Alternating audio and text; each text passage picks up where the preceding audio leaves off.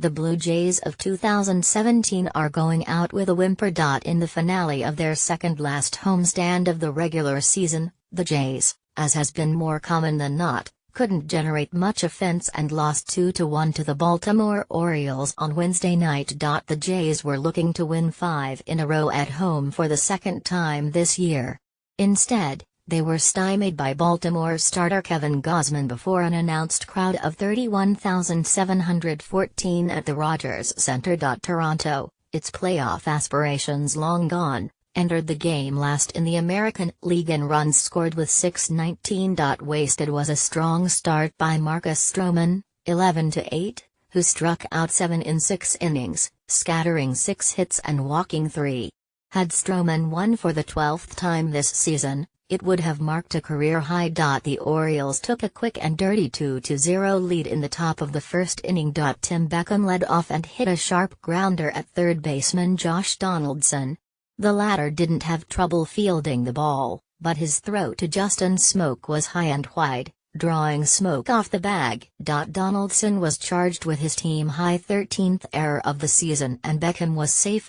Manny Machado was next up and struck out, and Jonathan Schoop grounded out to Donaldson, moving Beckham up. With 2 out, Adam Jones doubled over the head of Teoscar Hernandez in left field, bringing Beckham home. Kevin Pillar gobbles up just about everything hit his way in center field, but could not make a superhuman play when Trey Mancini tripled off the wall to score. Jones. Catcher Russell Martin returned to the Jays lineup after he was reinstated from the disabled list a day earlier following his recovery from a strained left oblique.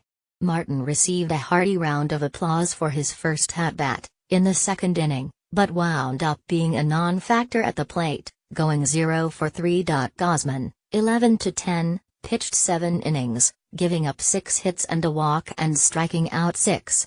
Zach Britton pitched the 9th for his 14th save. After spotting the visitors a 2-run lead, the Jays got 1 run back in the third inning. Hernandez, hitting .313 in his previous 9 games with the Jays, doubled to right field to lead off. Ryan Goins then sacrificed Hernandez to third base. Richard Urena, hotter than Hernandez in the month of September, doubled to score Hernandez. Donaldson came up and beat out an infield hit, but the inning ended when Smoke grounded into a double play. The Jays, hitting a major league low .224 with runners in scoring position entering the game, couldn't score in the 4th inning despite having runners at second and third with 1 out. Martin grounded out to short, and Hernandez then flied out to center field. In the 6th inning, Kendrys Morales doubled off the wall in left field with 2 out but was stranded when Pillar struck out. Stroman wriggled out of a heap of trouble in the 4th inning when the Orioles loaded the bases with none out. Mancini led off with a double and Stroman walked the next 2 batters, Mark Trumbo and Chris Davis. But Stroman struck out Seth Smith before getting Caleb Joseph to ground into a double play.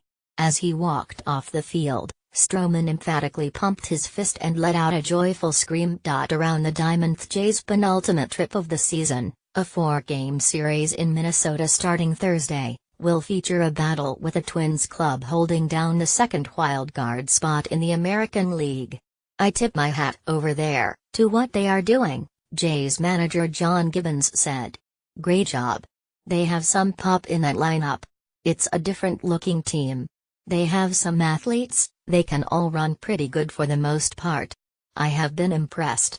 They have juggled quite a bit of pitching around and they have hung tough, and of course, there's the Cleveland Indians, winners of 21 in a row. The Jays have 16 games remaining, and though none involve Cleveland, Gibbons wouldn't have minded another shot at the Indians. "Oh, gosh," Gibbons said. "It's almost a whole month since the Indians lost a game.